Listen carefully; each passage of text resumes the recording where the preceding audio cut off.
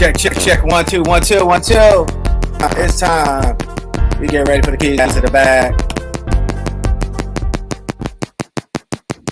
Yo, yo, yo, what's good, what's good, what's good? This is your boy, Don Peter, gentlemen. We are officially here. It is officially the keys to the bag. Welcome, welcome, welcome. You know, we are getting ready and getting set up. So we all the way live. Hey, we on Facebook, we on YouTube. It is official. My boy Prince is in the building. We get him set up right now. We have Cat DC in the building. Hey, look, we got a lot to share with y'all. You know, we ain't gonna be in front of you alone, but we're gonna make it happen for y'all. So, you know, because of this, it's a lot that we want to share with y'all. It's a lot that we want to get with y'all and get it popping. So, you know, let's kick it off. How you doing, Kat? Okay. Okay, I know it's been a while. We haven't talked in a while. And you know, first of all, let's do some introductions. Let's do some introductions here. You know, let some people know who you are and what you've been up to. You know, give us a little bit of sauce. Hey, it's all on you.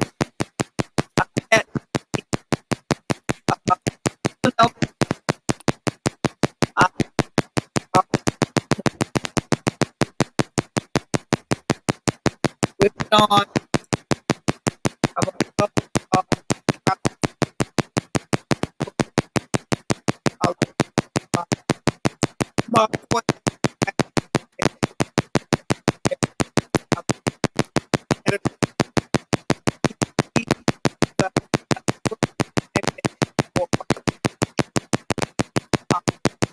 Not just exotic, but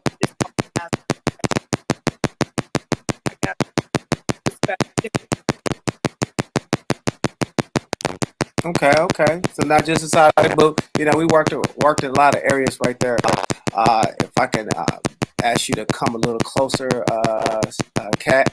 I just want to make sure I can hear you real good. And you know, we worked together for quite a few years. Yes. Yeah. Yes. Yeah, about 6 years. Yeah, about six years. It's been a minute. We produced quite a few shows, quite a few distributions. Actually, it inspired a whole book, didn't it? Yes, it did. Yes, it did. We really had a whole.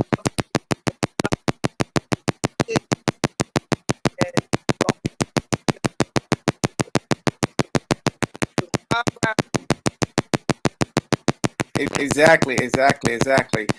Just one second here. I'm gonna pause this out for one more moment because we're having a slight technical difficulty. I want y'all first. I need y'all to follow Cat DC at I Get Touch Mag. You know, on Instagram where we can go all the way live. You know, we don't play no games over here. You know, and make sure you follow moi right here, and make sure you follow Prince out Mr. One Hell of a Guy on Instagram, because we're gonna keep this all the way popping and live. You know, however, I want to keep us in synchronicity. Yeah, say that big word. That part. You know, so one thing I wanted to share with us is, okay, I don't know what that is. Let me go ahead and do some maintenance over here, because one thing you got to do when you're trying to keep your maintenance is to keep the filters off and keep the haters down. And for that, you don't want no interruptions. So we're going to put that on. Do not disturb it. You know, are y'all hear me good? Yeah. You know? All right, cool. So, you know, since you've been in the game, you know, we all been in the game roughly over 10, 15 years. There is some lessons and some education that we've been itching to. We've been having conversations for this for a long time, but we really wanted to share I guess, a lot of insight and a lot of things that these new entertainers, these new entrepreneurs, now exoticpreneurs, are kind of missing. You know, they know a little bit, but they're missing a lot of it on how to scale, how to go to the next level. How when we were making our thing, how we was able to, you know, maintain, you know, a high income level, yet we didn't have to compromise. And yeah, now there's like for every 100 entertainer, only one, maybe two gets on. The rest of them are scrambling and figuring. So that was the whole, this is the premise of the show, is to share those keys to that bag, plus how to transition out. So, in your opinion and your perspective from actually seeing everything coming ahead, and you know how since you retired and understand everything from a broader point of view, of being, you know, virtually everything as an entertainer, as a wife, as a mentor, and and also snatcherini for keeping it healthy and sexy. What is your you know, overview for the on the game as a whole right now? Transitioning, major transition.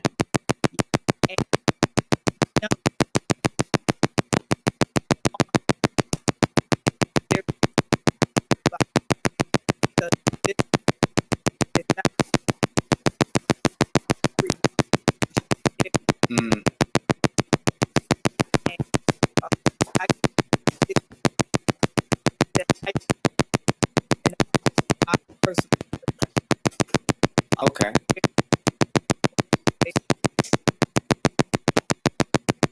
okay, okay. Um, 1 second here. We still having a small desk. I'm gonna pause this for 1 second. Um, we're gonna pull out for a quick thinking.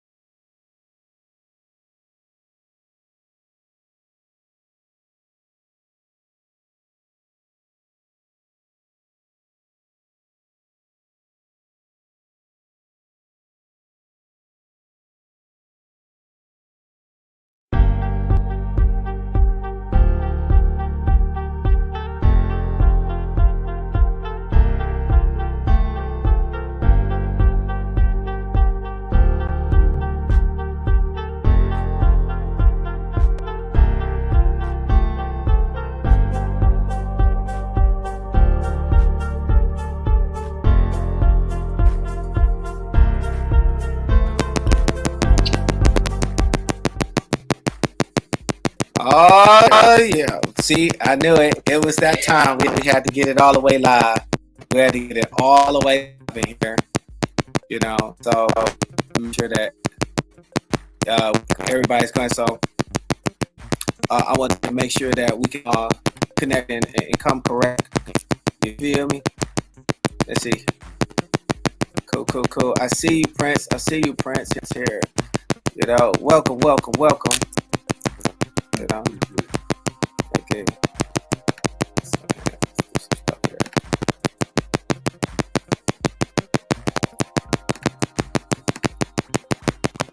Let's switch up.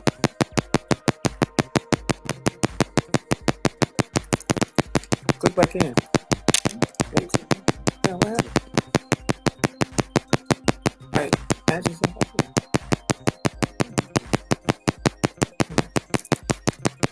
Cat.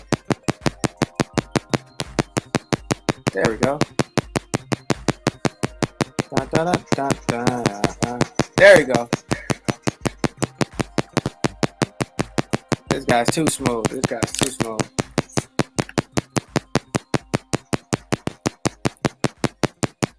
All right.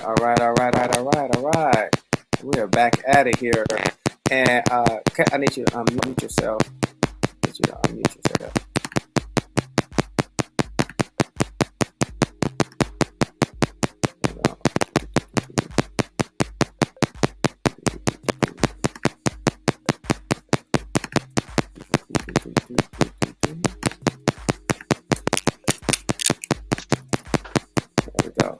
There we go. Perfect. All right. So what got you? So what's good with my guys? How you feeling today?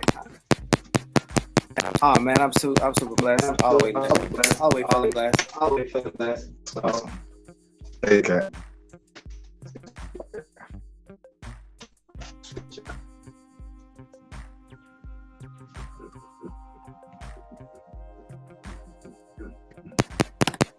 Ooh, this is exciting. Hey. Cat, I still need you to connect your mic.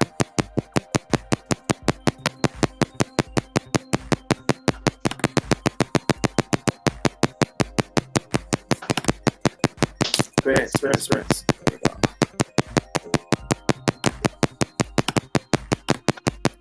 Let me see if I got you there. Can you hear me now?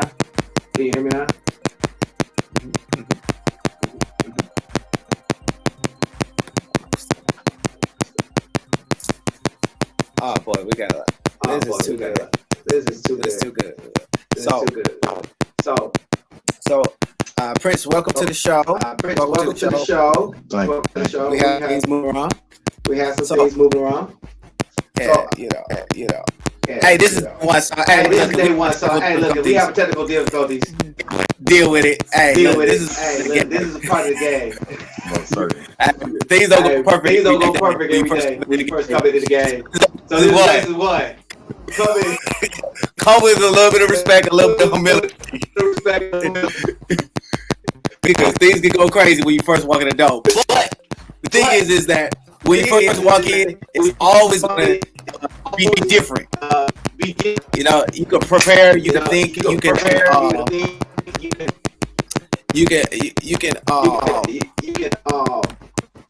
come with everything prepared 10 times in advance. And guess what? It still can switch up on you. See, that's one of the first things that coming in. Nothing's ever perfect, but you can get perfect as you get progressive. You feel what I'm saying? So, you know, as we move forward in this show, passing in these gems and these games. Well, game's not a word. We're gonna keep it moving progressively and positive. Because the bones is here. So I'm about to step back. I want to make sure I introduce the true entrepreneurs that's in the game. Cat DC and Prince Fantasy. Okay,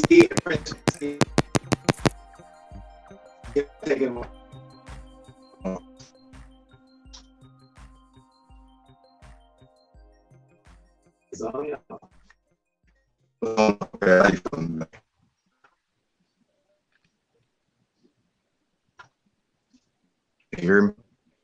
Yes. Can you hear me? Yep, I can hear you. Awesome, awesome. Okay, good. Great. Today, what do we talk about? Huh? So I guess today we basically talk about what I said. This is the beginning of the first episode of Keys to the Bag with me and Miss Cat DC. Yes. Hi.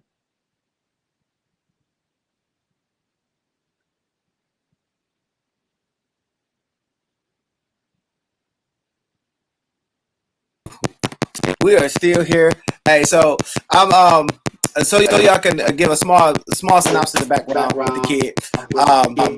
Um, Uh, I came into the I industry came into the industry about 2007, and I am more of the marketing side. So I created all the materials for a lot of the entertainers and future exoticpreneurs in the industry. So like I'm I'm more activated in the more the administrative side of building a brand, making people get good, but getting people to the next level, giving them the business insight as well as their marketing insight. So I was more behind the scenes, and when I decided to get seen, y'all wouldn't know who I was anyway, because I actually would walk around with loafers on. They would call Jesus pieces because I would have white socks on and some Nike flip flops with an all black shirt and a blazer on, looking like somebody's grandpa who forgot where he was at. You feel what I'm saying?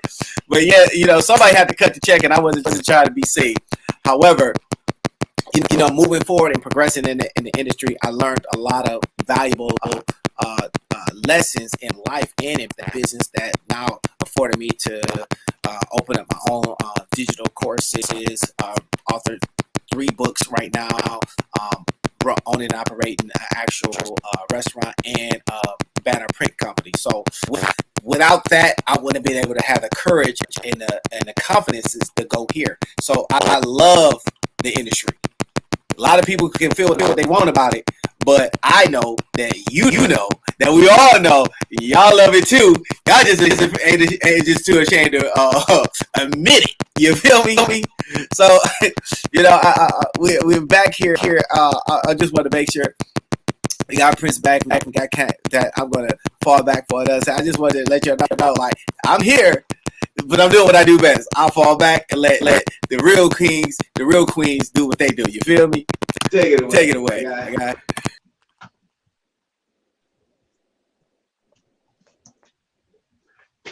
So basically, myself, I've been in the game since '09. I started off as being a male exotic entertainer, being that CEO called Boss Life, and I also own another CEO company that's called Stay Hungry, Stay Humble Entertainment. I'm also in the process of being a mobile bartender with my service that would be called a ladies type of drink. So what I do is I train young guys how to be the better inspiration as being an entertainer and be the best of their profession, and also service to the women that really needs it. Okay, want to talk? Hey, like I said earlier, I started probably in the early 2000s. That's when I first started with my career.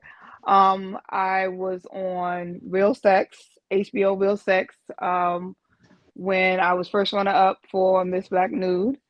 Um, I've also done BET strip comedy on BET Action. Um, Traveled around the country as a feature entertainer. After that, I got married, so I was out of the game for like 10 years. So for those 10 years, I worked with Javier Modeling Agency as a talent coordinator, where that allowed me to work with a lot of hip hop artists. I also worked with Kamora Lee Simmons with her KLS line. I provided her with models for that. I've done like various fashion shows in the DC, Maryland area, including True Religion, a True Religion fashion show. Um, After I came back in the game, well, I went through a little issues in my relationship, like a little separation. So one of my friends had suggested that I go to Charlotte for CIAA. I had been out of the game for a while. And so I came back in and I started working at a club known as Cameo.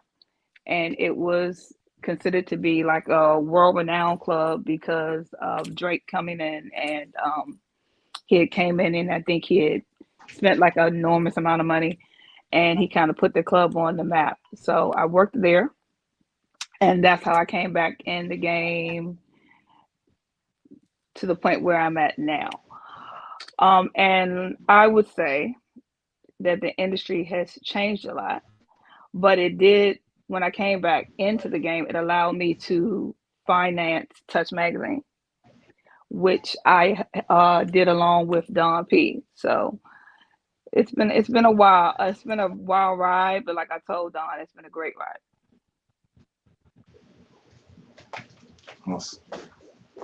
So like myself as well, I've been in and out the game. I got back inside the game in 2016. When I came back, like I said, I discovered Boss Life Entertainment. I seen something different. I started traveling. Coming that's all over the U.S. And then I started acting. So I did a couple of movies as in First Lady 1 and 3 as a best side actor, as I would put it. I'm in a movie called Trap House, which will be coming out very soon. It's from Detroit. Mm-hmm. And like I said, the main thing with me is I have a clothing line called Boss Life United. The thing about me with the game is I seen, like she said, it's a lot of things that has very, very changed in like a numerous way. I have opened up a lot of clubs like Club Ice in Detroit. I went to Plush where I met Don P at, and we took over Plush and did our thing on the male side and the female side. And that's a little bit about me. So, Prince, how do you feel as though the game has kind of changed? I feel the game has kind of changed. The situation of, I seen where when we used to come in, like a lot of guys would dress up, we'd be very professional. You always keep a started dancing. Our table like 3 or 4 costumes. So you make sure somebody had an outfit that you had, so it don't look like, hey, somebody just came out in that outfit. I keep my G-spot outfit with professional. People feel like they're at home. When I came back, it's more about this my girlfriend, this my side chick. You can't talk to this person. It's like territorial, and it's like, so what about the entertainment? It's like everybody all day on promoting. You always supposed to be an image. You always.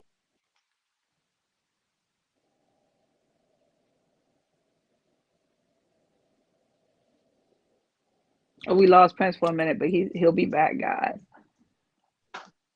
Oh, yeah, right there. We get it. Now, one thing we get together right here. I will let everybody know. Y'all can always comment. We can actually see your comments. So if you got questions, okay, I'm looking at it right now. People, I'm seeing some comments, questions.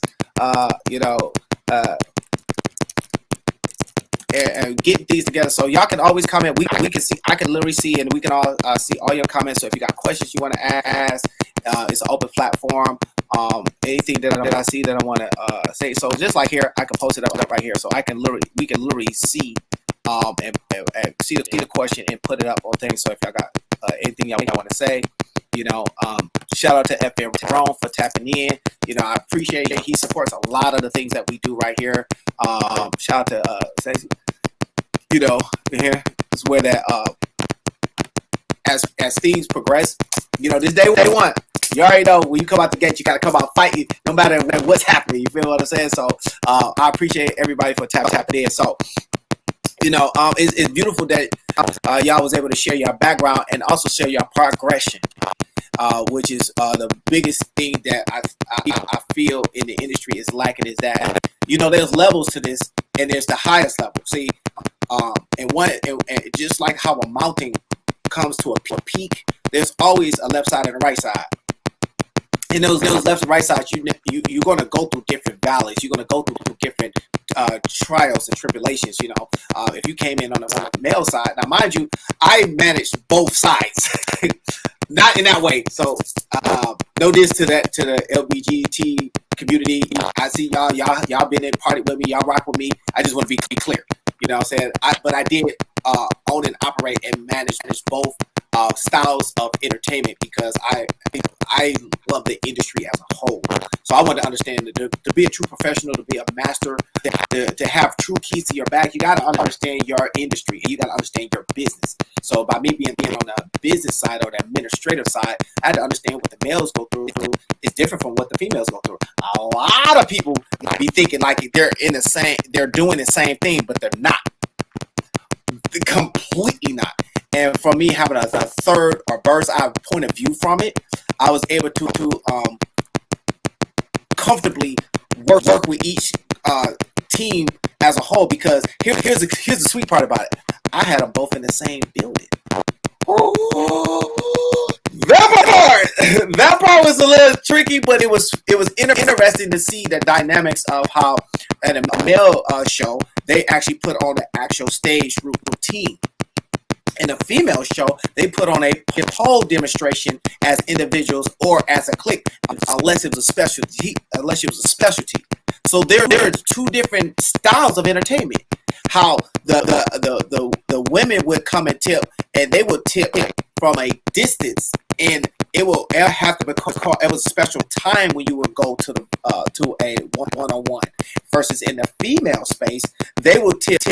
You literally, it all depends on the type of club you in.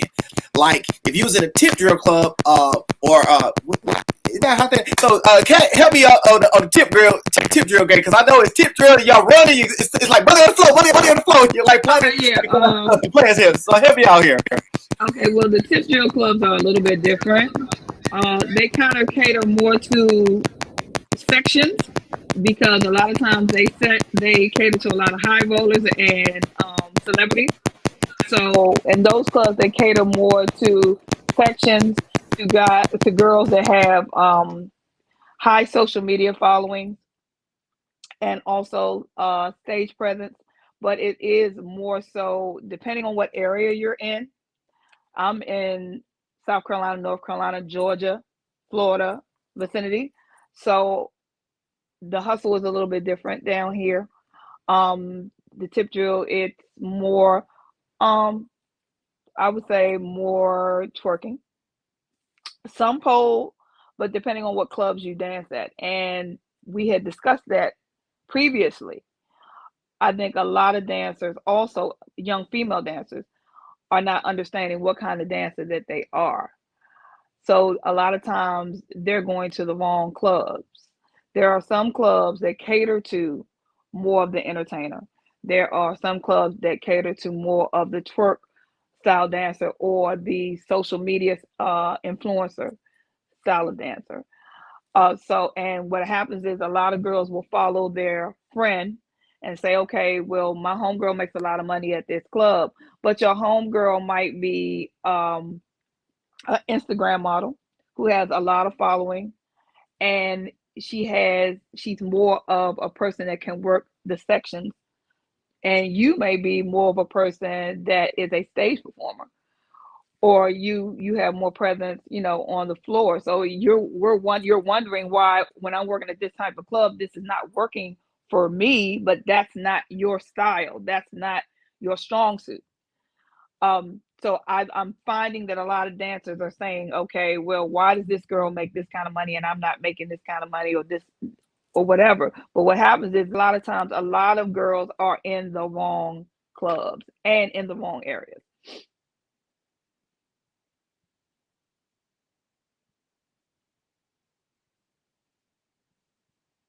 Hello? Yeah, so okay, so the fact that since they moved around and they're finding their niche inside of finding their niche inside of what type of clubs or what type of areas that work for them. Now there's another thing that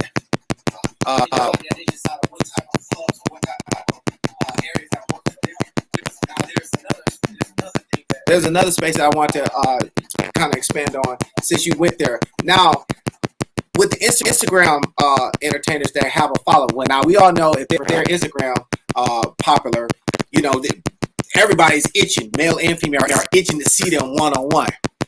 Does that affect the non-Instagrammer followers in regards to their income level?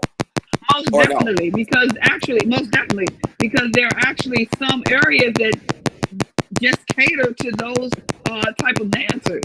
You really have to know where you're at, because you have girls that are great performers and they'll go work at a particular club, and you'll have a girl that's two-stepping and being pretty and going to the section, and she's making all the money, and you're trying to figure out, well, what am I doing wrong?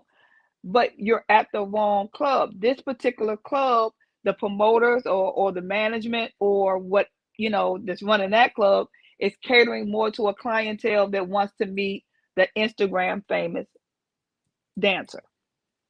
And we're moving in that direction where a lot of clubs are really just catering to that, because those are the girls that sell the sections.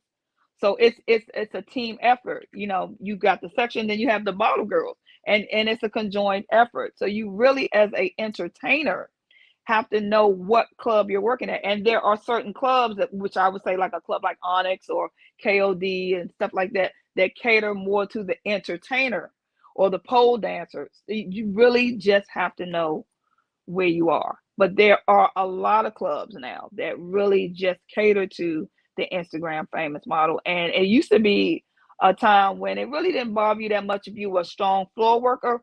But the direction that a lot of clubs are going to now, they're not even having, you know, a lot of floor dancing. They're basically really just depending on their sections. And there are some clubs that really don't even have poles or stages. Now that's the part that they be missing. Like, I remember because of the fact that now there is it more of a popularity contest, Definitely. as well as more of a popularity contest, I would say, and more of a beauty contest now. Mm-hmm. But definitely a popularity contest, depending on where you are, what area you're in, the club, and that will definitely determine your money. Yeah. So as it stands right now the actual entertainer must commit to marketing. Is that what you're saying? Yes. Okay. So must commit to marketing and actually really doing his or her homework, and figuring out what areas is going to be best for them. Okay. So in that space, now let's get a little sauce. Let's pass on some sauce, because I know we was talking about this introduction. Let's get a little sauce. How can some of these new faces get to marketing themselves where it makes sense? Because I remember when we first met, you know, and how you got back in the game. When you decided to get back in the game, you had instantly had a following of already 30,000 people. Now, that's not nothing to sleep on when Instagram and was just getting started, and I call everybody cool kids, because of the fact of the matter that y'all had a certain psychology, and I expand on that quite a bit on Defy by Purpose. You have a certain psychology of attracting people to y'all that people like myself, the nerds, didn't understand how to do. So the fact that no matter what platform, when MySpace was out, it was 5,000. Y'all maxed them out. When Facebook hit out, y'all had 5,000 friends in less than 6 weeks. So my question here is, what are some tips that you can share with the audience on marketing that you don't mind sharing, you know, to help them get in a mindset of how to keep somebody paying attention to them and not somebody else? Okay, but when I came back into the game during my break, I was working behind the scenes with a lot of Instagram models, and I also was working with a talent and model agency that was providing a lot of video girls, a lot of girls for promotional work in the industry. So my following was coming from working on in the real world, in the regular world. It wasn't coming from working as an exotic entertainer at that time. So what my advice would be now, this industry is really geared towards have something else going on. What I would say is girls that are saying, okay, I want to be working in PR, or I'm working as a hairstylist, makeup artist, stuff like that. I'm finding a lot of the new dancers already have a lot of stuff going on already for themselves. They already have a following. A lot of them are popular makeup artists. A lot of them are popular hairstylists. It's not like what it was 15, 20 years ago when the clubs, you were auditioning for clubs. They were catering to girls that had a certain look, a specific look that fit their particular club. And the people were coming to the club because they were gentlemen's clubs. They were a place where men did business, and you just had exceptional, attractive women, and that's all you had to have. Now,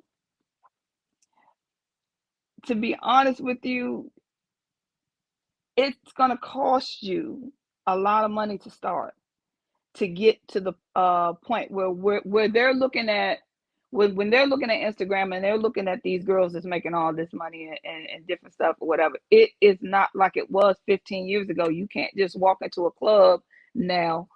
Still some areas it's like that, but the mass, you can't just walk into a club now and because you're attractive and you have a nice body, you're automatically going to make a lot of money. I would say that you need to sit down and observe what area. I'm going to go back to that again. You got to go in these clubs, observe the club, what type of dancers they have working there, and see where you fit in. But you're going to have to come in the game with a certain amount of money, I would say, to invest into yourself. Whereas that wasn't the case a long time ago. You could have came in the game and just had your little dance shoes and a little outfit, and you were able to build yourself from there. There's not a lot of areas where you're going to be able to do that anymore. And I hate to sound like Dane Doom, but when people ask me my advice about dancing or whatever, I would say if you don't have an initial $6,000-7,000 to kind of get you started, I kind of steer young women away from getting into the industry and trying to just work the club scene. Now that makes sense. There's a lot. There's too much you have to contend with now. The hair has to be on point. Makeup has to be on point. Outfits. You're contending, and if you don't have an exceptional natural body, you're going to have to make the investment into body enhancements in this industry. You're just gonna have to do it unless you are in area. There are a few milks and crammies of areas in this country still where you can kind of get away with it, but these girls are looking at Atlanta, Miami, Detroit, different areas like that. You're gonna have a hard time. That part, it's funny that it's great that you share the fact that they gotta keep their body in a certain space. Now they may have to spend a little money, they may not. It depends on really depending on the area, depending on the club. Mm-hmm. And because like I'm in Michigan, so in Detroit they are a little bit more forgiving. Well, was forgiving. in regards to their body type, unless that particular area was dedicated to it.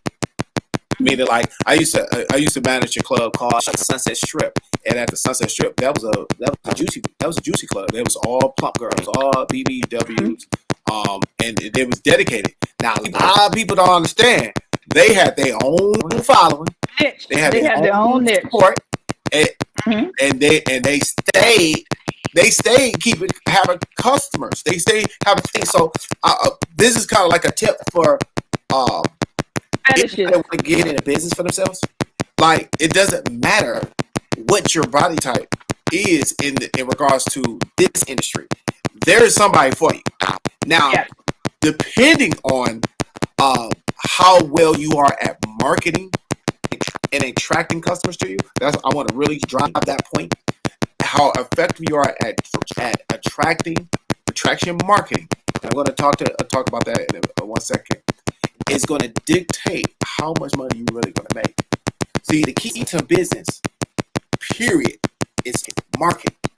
It's not the amount of money that you're going to make. It's about the money that you're willing to invest in yourself to get other people to pay attention to you.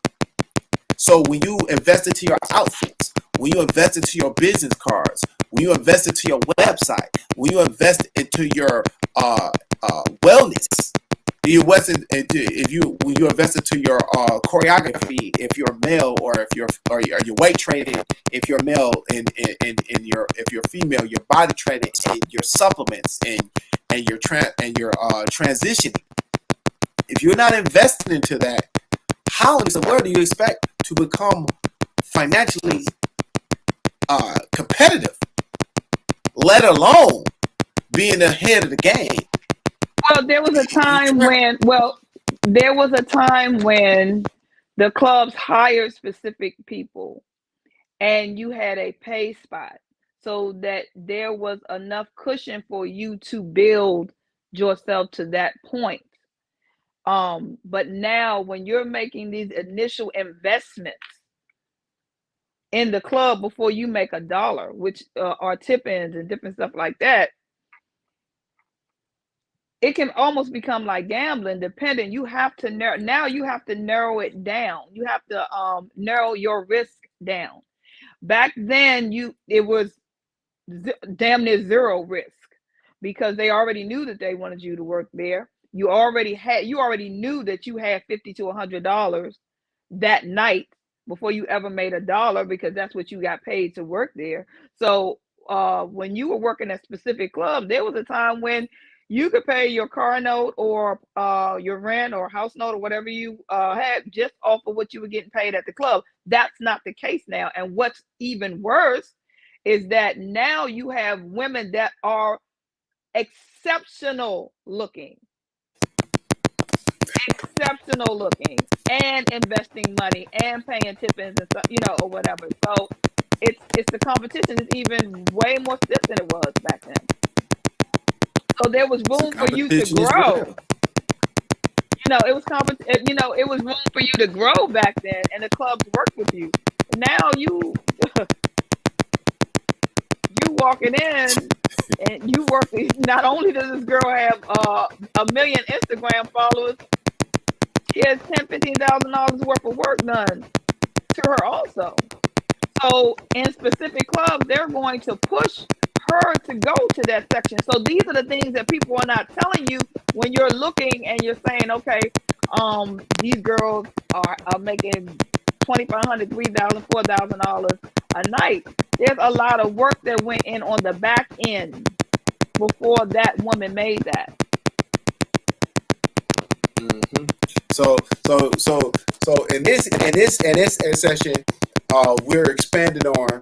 So for those that just tapped in, so we're expanding on some of the back end dynamics in our episode on what kind of work was happening on the back end for them to make that money on the front end. And as she stated earlier, as Kat stated right just before, for those that just tapped in, how she expanded on some of the type of investments that they put in themselves coming in. Even though you can come in just as you are, but you can work your way up to a point where that you want to use back in the some day, you could. good investments.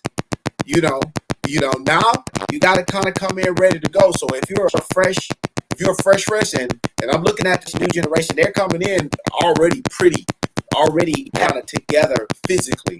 So now everybody is kind of like across the board pretty. There is no bigger things. Now is them separating themselves, connecting themselves on like who's connecting with who's got a social media following and connection to walking in here, because they're doubling down on that thing. Because some people just want to be seen and other ones is going to catch the crumbs or the seconds of that. Now, me, I don't give a shit.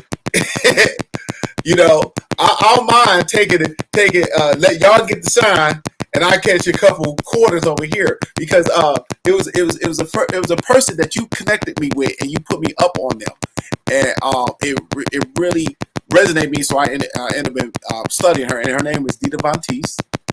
Yeah. Dita Von Teese is a premium burlesque entertainer, and what she did was she became one of the highest paid entertainers.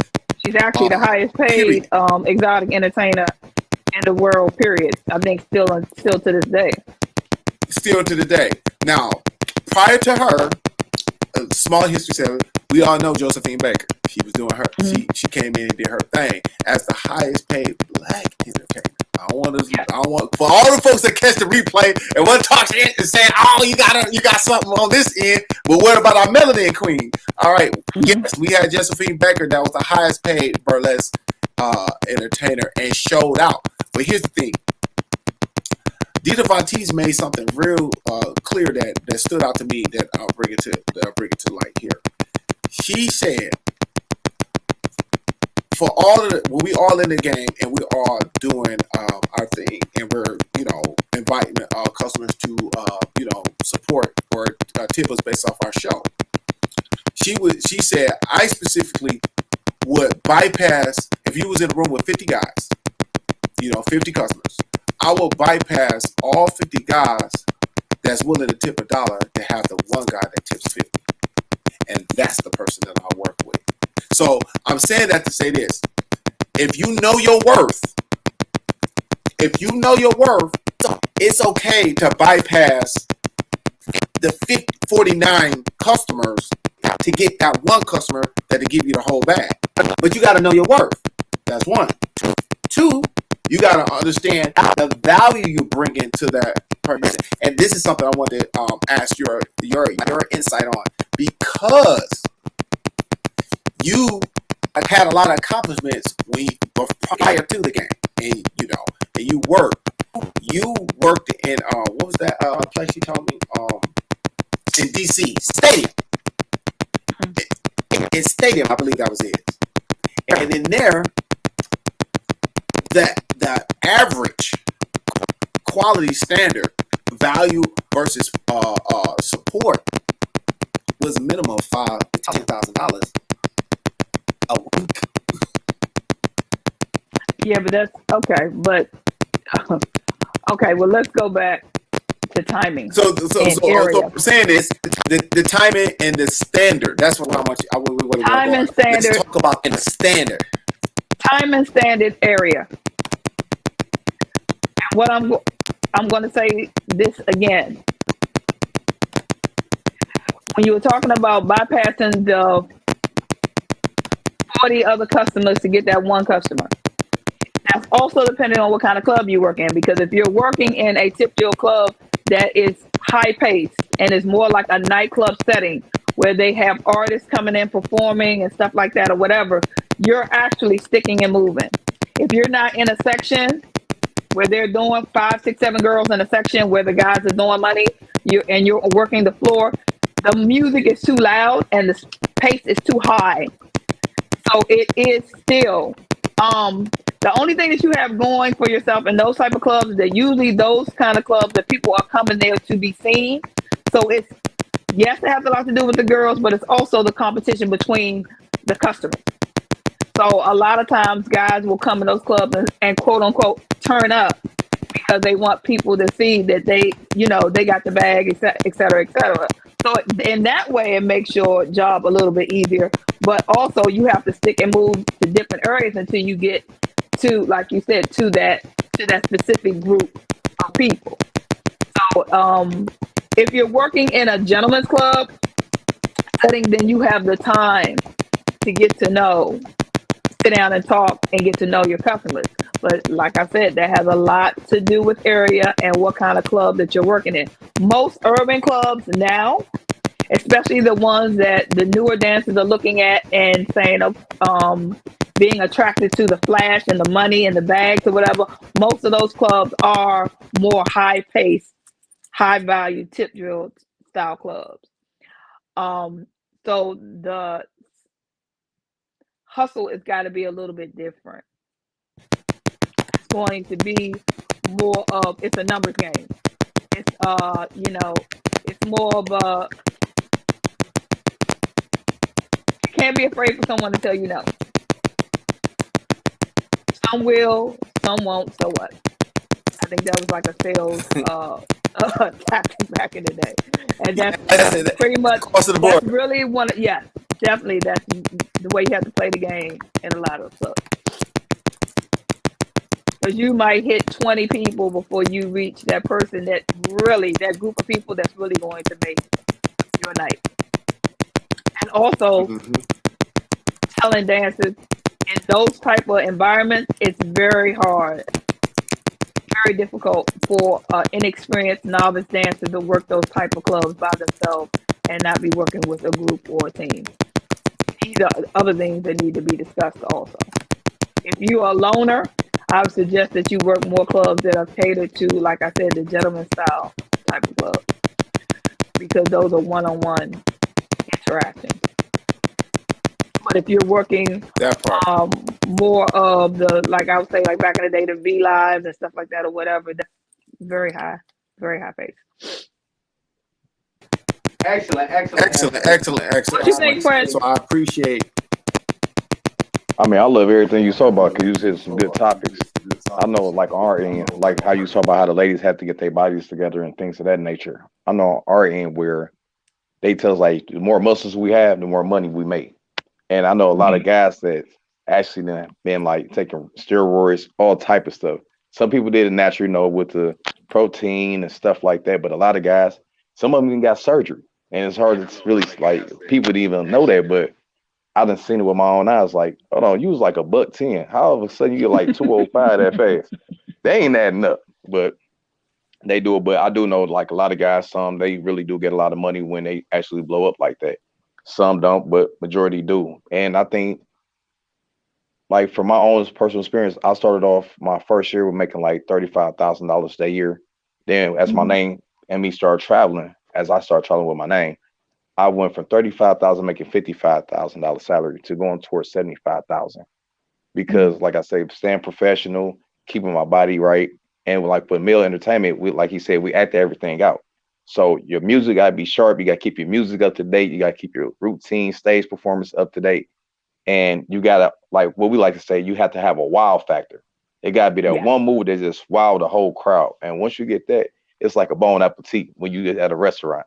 You want the best of the best, and that's the main thing that we try to present for the whole entertainment field. Let me ask you guys a question. I remember when I was a young dancer in DC, we were very familiar with the male dancers that were in the industry. We actually came up together as a family, especially on the urban scene. At that time, it was DC Bad Boys. Yeah, I heard them. So they helped train us. There was a training ground because as a young dancer, you had not only the females that could tell you, what to do and how to get yourself together, but you also had the guys there, and they were an example, and they would come up and try to help you, what to stay away from, how to do certain things or whatever. In Michigan, there's still a tight relationship between the females and the guys, because I know I'm in the South, and it's not, it's the male dancers I've found here, it's not as prevalent a scene. So a lot of the females don't come up with that, that I would call it like that little backbone and strength or whatever. So do you guys still have that in Michigan and up in? Actually, we don't. We used to have it, but we don't now. And it's crazy because like I want to say we had it from, well, when I first started 09 to almost like 20, I'd say about 13, 14. But then like when 16 hit, it's like boom, separation. And I try to bring it back, in which I did, because I know like a couple of managers at certain like upscale, gentlemen's clubs and stuff like that. And the thing about it is like the females, like it was a wow factor because you got these new hot young ladies coming in, and you got some older ladies like, hey, we want to break too. We want to come see some good entertainment ourselves. And they'll come, and like I said, when I was at ICE, I watched them throw about. They had one booth about 12 women, and they threw about that night. I want to say about $15,000 in one night. Mm-hmm. And to us, that's a wow factor because you don't really Right. get that every night from a group of women. And Mhm. only thing they ask, like, hey, come chill with us, come up to our clubs, come socialize with us, and just vibe with us, you know. And like you said, that unity, you know what I'm saying? We come check y'all out, show love. We have talks like, you know what, you kind of messed up. You should have did this while you was up on a pole. And you know, and they give us a wow factor, but the guys are just so arrogant with certain things. They're like, oh yeah, I'll come, but they really just there for the money. Now after that Right. night, they just disappear. And even like I'll go to them like, hey, come on, let's go get a couple of steaks. Let's go out there, go chill, go socialize, you know. They're like, all right. And then they don't ever show up. So, and then they ask like, why the game and stuff? Because the people that actually might have your back, you spin off. And not knowing it could be one of your loyal customers. It could become a good friendship as well. But because of that, you mess it up. Like guys, yes, we go to titty bars, but it's like you might go to titty bar today, then you might not go back to the titty bar like the next 2 weeks or a month, 2 months from now. And male entertainment, they come every week. Yeah, you guys have a loyal following. You Yes. guys do. So they'll come every week. But the thing about it is when you know they're coming every week, you must keep your game precise and sharp. So you can't be doing the same routine for the next 90 days, the same thing. It's not going to be a wow factor. It's like we already know what we're going to do. Now it's starting dealing from being entertainment to being something personal because the relationships you have built with these women, but it should have just stayed as an entertainer. And a lot of people don't know, like, not to be on no BS, but you are a celebrity to a certain degree. And you're supposed to Right. treat yourself like a star, but you still have to be humble. But it's like when they see, like, oh my God, that's Prince. Hey, how you doing? You all right? You know, and just put a smile on your face. A lot of them, they get arrogant with like, I don't want that person looking at me. It's like, this is your job though. You still have to have professionalism and you still got to know your worth. Treat yourself as your worth supposed to be. You know what I find to be really funny is that the people that knew me in DC as Cat in DC before I had gotten married was a completely different entertainer than I was when I came back into the game as an older performer. A lot of people that knew me from DC knew me as being a performer. I remember we used to have to get our costumes specifically made. We used to get our music done or whatever, and that came from being trained from the male dancers. So, and at that time in the urban clubs, it was a big stage. We didn't have like a lot of pole clubs. I didn't see a lot of women of color being great pole workers until I came back into the game the second time. But initially, I remember that I did a whole lot of stage work, a whole lot of stage performing. When I came back into the game, into the business, my friend pulled me to the side and he was a costume. He used to make a lot of Larry, he used to make a lot of outfits for the girls, not only in DC, but girls in Florida and different areas. And that during that time, that's when the little Victoria's Secret bras was studded out and the little outfits or whatever. He he was one of the first people to start with that. And I remember he pulled me to the side and he was like, Shashi, he was like, the game is not like it was before. And because you're older coming in the game, you're gonna have to change up your style a little bit. So the funny part is that people that know me now, they know me more of having a twerk style, more of a sexy style, and not being a stage performer in the South.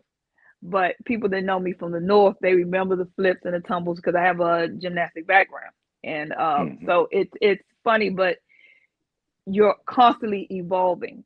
But the reason why I changed my style was because not only the age, I felt as though me being older, I had to calm it down a little bit, have a more of a sexy style.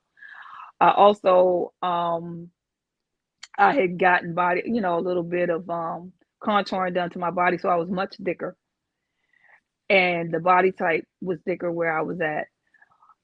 And also, I sat back and I paid attention to where I was. So sometimes it does trip me out because I'm like, a lot of people be like, they don't know that I really can dance, because they Mhm. only know me as being a twerker. And then when you have people that know me, from DC, they'll be like, "Oh man, she was a great performer," and then you'll have my, friends now, and they'll look like she was a performer. Cat don't be doing that, but two-stepping it, being Exactly. sexy. So it is one of the initial questions that Don asked me, where do I see the game going? Transition. How do you feel about the transition of the business, and where do you feel as though it's going? Well, in What my own direction? per se, I feel like it's a it's crazy because like when I first started, like I said, we used to wear the outfits, like we used to wear like suits and stuff like that, and we used to Mm-hmm. actually like it's almost like a talent show, but it's really like a fantasy talent show. So it's like you being seductive because you're supposed to anyway, because that's the reason for being an entertainer. Right. You're supposed to sell seduction, a fantasy. Mm-hmm. Mm-hmm. And the thing about it was when I came like back to it for real, it's like in Detroit, they're different from out of towners like Cleveland, Atlanta, Florida, Texas. They all had their own style. And Yes. like Baltimore, they have like the breaks and things of that nature. Mm-hmm. And you can tell about in their music when they doing breaks in it, we call it loops, The where ticking and the breaks. Okay, yeah. yeah, the do all that stuff. Ticking. So Uh-huh. so what wound up happening was when Detroit's we have our own style, so we are our own trendsetters. So Detroit and like Cali area and Vegas, they dance like us. They Mm-hmm. all hype, it's all hype, and then when the music goes down, it goes to slow and seductive. So my own per se, when I came back, everybody wanted to do the breaks like everybody else. So it's like you supposed to be a trendsetter. Now you talk about the people wearing the costumes, with the sling and this, that, and the third. But now you the same guys that's copying these other people's styles and doing the same thing. And then you have another side of Detroit where in Michigan where now everybody want to be a Chris Brown type of person and come in the game, Okay. but they're not seductive. And it's like, Mm-hmm. how do you blend both of those in to be your own entertainer? And a lot of them still don't get it. And it's like, I remember when I first came in the game, I'm like, okay, like you said, the two step, you on two step for a minute, whatever you're gonna do. And Mm-hmm. then I'm like, I gotta find my own style. But I was raised by the older generation and I came with my own technique as what I used to do. And I blended it Mm-hmm. in. So now it's like when people see me dance, like you said, back then you probably like you got your home sauce, you sliding, you doing this, that, and the third. And it's like now, once you start getting older, you're like, you know what? I ain't about to slide over the flow like this. I might pick a lady up. I'm a seducer with the eyes, the looks, the movements, Yes. extending my arms and Mm-hmm. stuff like that. Because I'm still selling fantasy, but I'm doing it a different way. The transition Mm-hmm. and male dancer right now is kind of like different than what it should be. And I know because guys like I remember back then they was getting cars, this and third, they dressed like this, but like I tell anybody, the game never changed. The game don't ever change. It's the people that's playing the game that changes the atmosphere of the game. Because no matter what you do, what might work for you might work for you to a certain degree, but you can't also use everything that you learn for somebody else. You have to Yes. find your own craft. You got to find your own style. You could utilize something from me and it might help you, but you can't take the whole Prince image because then it's Mm-hmm. like, what's next? And then they're like, we already see that for Prince. You like basically the same person. It's just like when I talk about entertainers like the rapper Big Sean. If Big Sean stay here in Detroit, he probably would never got signed. But by him going somewhere different where they don't have his type of style, you can have 30 people with the same style, but Miss Johnson is going to stay out because his style is different from the other 30 people. And it's a Exactly. wow factor now. So now you're like, hold on, who is that? We never heard him before. We like your style. And that's why I say creativity means everything inside this atmosphere of this organization. Well, I think a lot of things also when people say when they talk about what we used to receive back in the day as opposed to now, whatever. But what they also don't realize is that I've always say this to girls: a dollar's a dollar's a dollar's a dollar. It's the same $1,000. You're making the same $1,000 that we made 15 years ago. The only thing about it is that 15 years ago, that $1,000 went a lot further than it That's does true. now. The only time that there's a difference in that money is if you have a substantial night, and then that has to be consistent.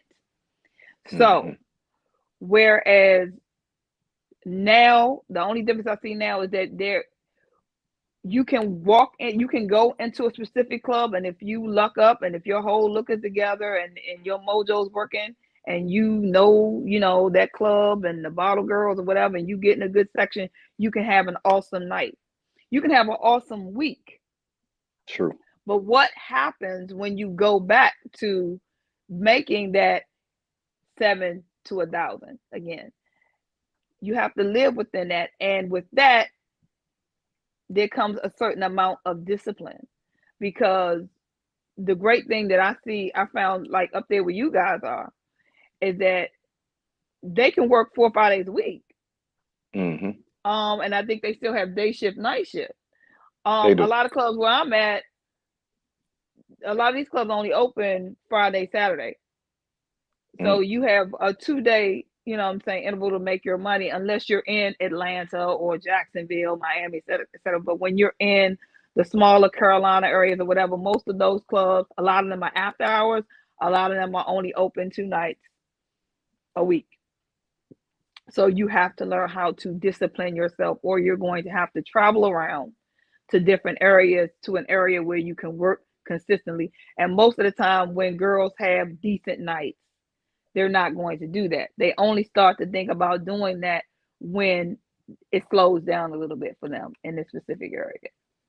But a lot of them aren't conditioned to work 4 or 5 days a week. So when they make the statement about what the dancers had back in the day, and what, also the clubs were like jobs. So you were able to get the information that you needed from that initial club to be able to get your car, to be able to get your apartment, to be able to get your home or whatever. Now you're really an independent contractor. So it's difficult if you don't have all your tax stuff together and stuff like that, or if you don't have a outside job, it makes it more difficult to even acquire those things. And then on top of that, let's get into this conversation. Mm-hmm. Majority of the dancers, when we first started dancing, a lot of them came into the game for a reason. A lot of them had lives outside of dancing, which means that they had boyfriends, girlfriends, Right. husbands, etc. But their money was their money, but they had a base of people, a person that was there, that somebody was solid. Somebody was in, quote unquote, the real world. So it was almost like a person that is a drug dealer or whatever. Right. They have to have somebody that is legitimate. And that's the difference now. The majority of us at that time had someone either that we were dating or somebody that was in our lives that was legitimate. So our money went a lot further. That's true. And I think that's something. Yeah, by you touching on that, and you're right. Like, I know for a fact, everything you're saying is correct. Like, I used to go to female, gentlemen's clubs, and I used to watch the ladies in there. And like you said, they can help you get your dance cards. You're trying to get a car, get a co-signer, all these things. And on my side, it was different. When we had to go get what we needed, we had to go figure out everything. That's why I said we independent entrepreneurs, contractors. And like, you had to make sure that we get our dance cards in order to go in the club. You wouldn't find nobody who can do your tax papers or anything like that. You had to figure all these things out yourself.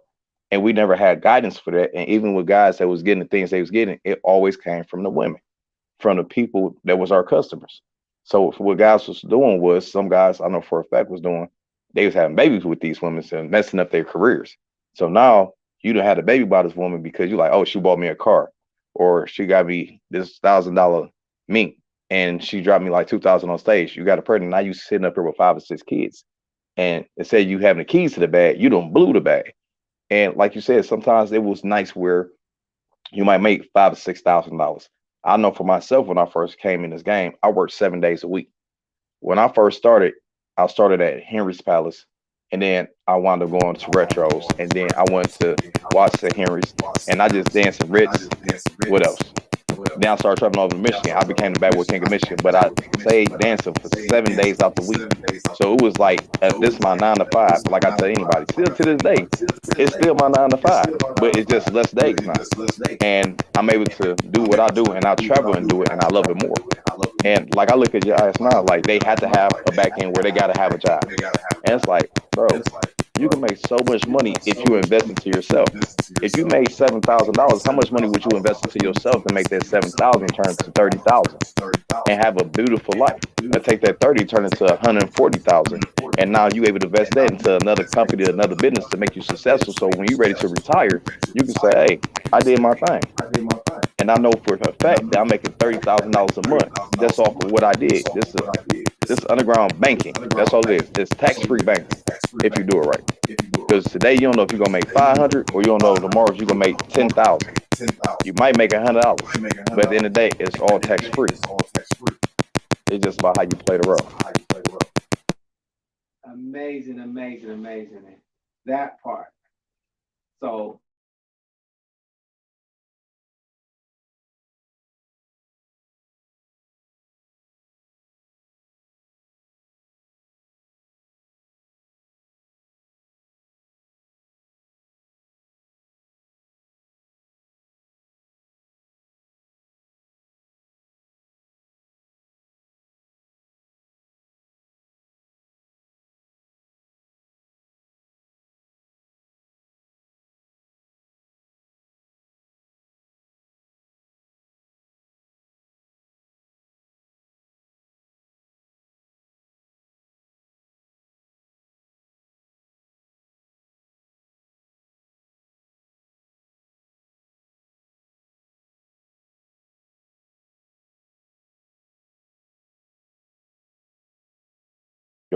Your mind right, your body right. That's the first investment of anything. You must keep your mental right and your body right. Always have to stay motivated. And the thing about it is, social media is the key of everything now. It's like the world of Hall of Fame. So if you're able to get a good clientele of females to follow you, now what you're doing is it's like being a movie star. You always taking photos. You always taking pictures of your body. You going live for, doing stories. You showing who you are. You traveling. You showing the different sites, the things that you're doing, and networking, and with people that you're meeting in your networking. All these things are investments. Even the way you eat, it's an investment, because right now you can eat the wrong thing and you might be on the toilet for the next 48 hours. Or you're going to eat the right things, so it's going to get you energized and be more motivated. And it's just your aura shows everything. Once you start getting these things aligned with each other, everything, like she said earlier, it has to have discipline. You discipline yourself, you focus on what you do, and you budget. If you made $15,000 this week, you might make $200 next week. You have to budget. Just act like you made $200 the whole next month, and whatever you had over that 2,000, it just get put up. Invest in yourself. So now in 6 months, you can say, "Hey, you know what? I like this business over here. I want to go ahead and buy this estate and go ahead and start my own LLC. I want to make a home healthcare." So now at the end of the day, I have this run. This is bringing money. The thing about the keys to the bag is that bag should never be touched, because you already have an income coming in that you pursued on already, and keep the same balance of everything. By the time you look up, by you having the home healthcare business, now you might have a tour of about 2 or 3 cars that you got running for yourself. Now you have another business that might be a clothing line. Now you've got 3 different things. That's like being a mini mogul before you can become the biggest mogul you're supposed to be and reaching your fullest potential. So now by you still working and being an entertainer you have to be, now when you say, "I'm done with this, I'm ready to meet my next level of full max," you already been a mini mogul already. The next one just going to sprout out that fast. man, Man, this boy making this some boy moves. making some moves. He done He done gave some bag keys to a bag without being Scrooge the without Duck being over here. Scrooge the Duck over here. Most Yeah. certainly. He said get it in. Turo, He said get it in Turo. get a home health Get care, it home health care. get your own Do your own personal get care. real estate. Get real estate. Now we ain't gonna get into the Now we ain't gonna get into the details details on how to actually do it. That's That's a private class. Yeah. You know, however, the fact that the fact that he's showing you he's showing you how you can keep your back going. And one of the key things that the that the exotic entrepreneur applies that most entrepreneurs don't is that is that we have a specialty. This is the four principles. Four principles, three levels. First principle is specialization. Right? Second one is residual. That means the team. Everybody's eating. Third is passive. Put the money to work for you. You work for it. Yeah. Fourth is duplication. Sharing the wealth. So your next friend can be your best friend. Now that's the keys to the bag. That's the keys to the bag right there. Now I want to put a cat here. Hey, cat. Are you here? I don't see you. Okay. But I want to share a little bit more. I didn't want to go too far over. I know we've been sitting here tapping in a little bit. I appreciate the folks that stayed in with us while the sauce was getting dipped in the chicken, and we was working on some of these sound and quality issues, technical issues. It's only gonna be up and stuff from here. Trust and believe that. We're working diligently behind the scenes to make sure that we get the best experience possible, so you can get the best value as possible, and you can get all the keys clearly identified and worked out for you, and not just. We already been there. We did it. We're in the rooms. We're still in the rooms. We're still active. But the only best way to serve, as one of my coaches and one of my mentors said, the only way to help people is to help people. Pretty much like that. So the only way is that you can have the keys to the bag is if we show you where the keys are at and help you get there the best way possible. So if you see on the bottom of it, there is actually a couple things that I want to share with you guys before we go. First of all, we will be offering a class where we work with you one-on-one. It will be polished and way better than what we got going on. And I appreciate y'all for that. So there will be but in the meantime, between time, stay up on what we got going on and stay tapped into our group. You can actually join our Facebook group at facebook.com/group/keys to the bag. Just put in the groups and put in keys to the bag, and you'll be able to get right into our actual Facebook group. And that we'll be able to drop exclusive content, private questionnaires, get you connected